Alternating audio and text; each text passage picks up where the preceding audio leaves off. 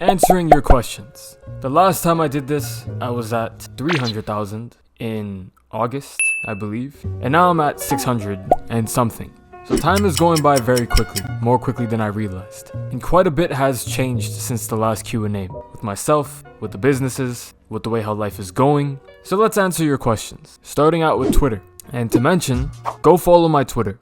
If you'd like to be featured in a video, I highly suggest you go follow my Twitter. So go follow that. Is the person you are in your videos and the person you are in real life the same? And if so, is there any differences? The short answer is no. I'm the exact same as I am in person as I am online. There is little to no difference. And the reason for that, take it like this. If you pretend to be someone you're not, to get someone to like you, say it's someone you have romantic interest in, and they end up falling in love with you based on the person you're pretending to be, then they don't actually love you. They love the person you're pretending to be, which is not you. So for the person I am online and the person I am in person, I'm the exact same person. Because if I end up building a future with a person that I'm pretending to be, then that won't last very long, would it? So I try to keep myself as organic as can be. Have you studied in college? Is it really good or useful? I did graduate university with a degree in psychology. I'm not necessarily using anything from my degree, but I will absolutely say it was a worthy experience. I learned more about myself in university than I did any other time in my life. So it was useful in a non-conventional way. What advice would you give to someone trying to make their life better financially wise and looking to improve their mindset? Well, Aker, I think you know the answer to that. I don't think you need me to tell you what you need to do. There are things in your daily life that you need to stop doing, and there are things that you need to pick up to improve the areas you want to improve in. It doesn't just happen on accident. You need to have an intention for everything. If you're truly serious about what you want, you will get it. If you focus all your attention, all your focus, everything that goes on in your brain from when you're awake, when you go to sleep, whatever it may be, if you put that focus straight towards the goals that you have, you will achieve them. So make a better intention and actually work forward towards it. And stop playing Fortnite. What do you consider success in life? I don't believe success just means money, because everyone can get money. I believe real success in life is freedom. Freedom in all areas of your existence. Freedom with who you want to be, freedom with the people around you, freedom from being able to go wherever you want to go. Being free in your way of living, that is real success to me. What's the hardest mental battle you've had to go through these past years or even now? I believe coming to terms with who I want to be. The person who I was in my brain and the person that I was being treated as were two different people. Every time I'd meet someone new, they would treat me as if the person I am right now. But everybody from the past, which were the only people that I would surround myself with, would perceive me as the person I was back then rather than who I am. Besides the set few people who are still around me to this day. So coming to terms with fortifying my identity. I had a lot of trouble with that in the past, and it was bad. This year, I would say probably getting sick. And still maintaining my routine. Still going to the gym, still having a good diet, still making videos, still managing my businesses, still doing everything that I needed to do. In what way is your current work fulfilling you the most? That's a very good question.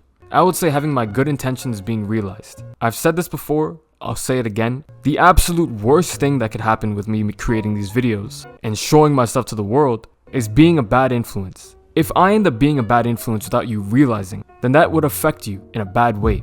Look at these streamers out there. I'm not gonna name drop anybody, but whoever comes to mind first. Some of these people don't realize how much of a bad influence they're being on their audience. They're doing it for themselves, they're not doing it for their people. They're doing it for useless shit. And a lot of viewers admire these people. And what happens when you watch someone every single day? You end up adapting certain things from their personality and applying it to yourself. So the last thing I ever want is to be a bad influence. And the beauty of this whole YouTube thing is the good that's coming out of it. I'm actually seeing it in my audience. People are actually doing better for themselves. They're actually getting out of their comfort zone, doing the shit that they don't want to do, and becoming better people.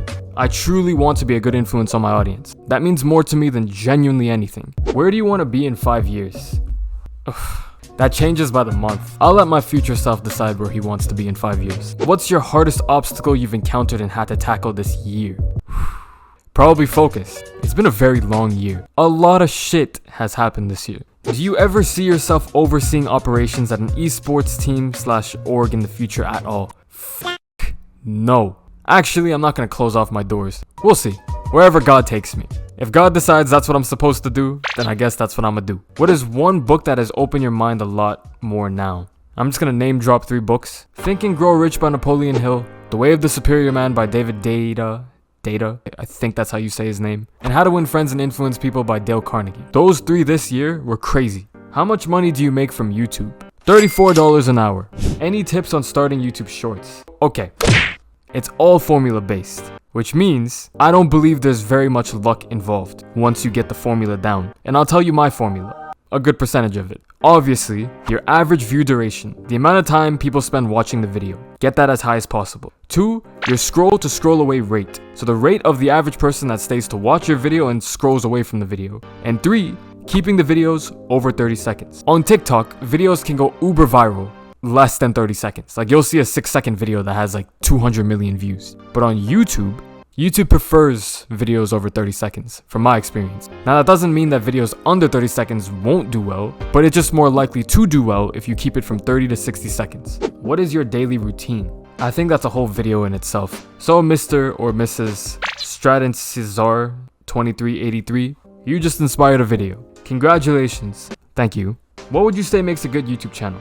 How do you do it? Having a lot of views to me does not equalize having a good YouTube channel. Just like having a lot of money does not equalize having a good life. Getting views isn't necessarily the hard part. It's the ability to retain your audience, have them like who you are as a human being, and give them a reason to actually want to support you consistently. A lot of people get famous as a result of what they do rather than who they are. Sometimes a mix of both, but usually it's more prioritized towards what they're doing. In my personal opinion, I find the best YouTubers to be people who are able to cultivate a genuine community and people who are good influences on that community.